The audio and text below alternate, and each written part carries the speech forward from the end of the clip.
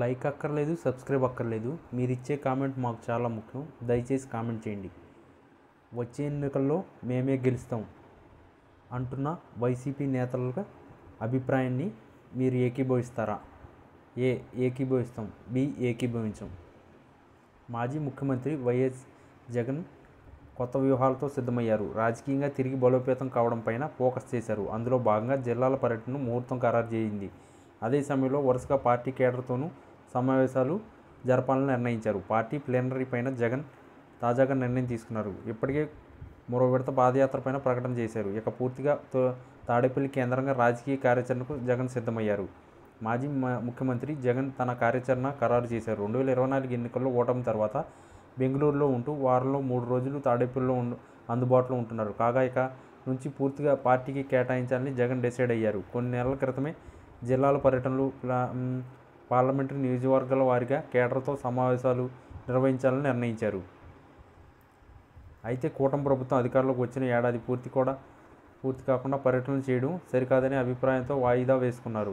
Party నేతలతో భేటీలు, సమావేశాలు, పరామర్శలకు పరిమితం అయ్యారు. ఇక మారుతున్న రాజకీయ సమీకరణాలతో జగన్ తన వ్యూహం మార్చారు.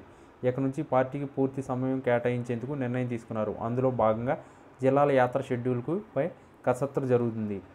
జగన్ జనవరి తొలి వారం నుంచి జిల్లాల యాత్రకు సిద్ధమవుతున్నారు.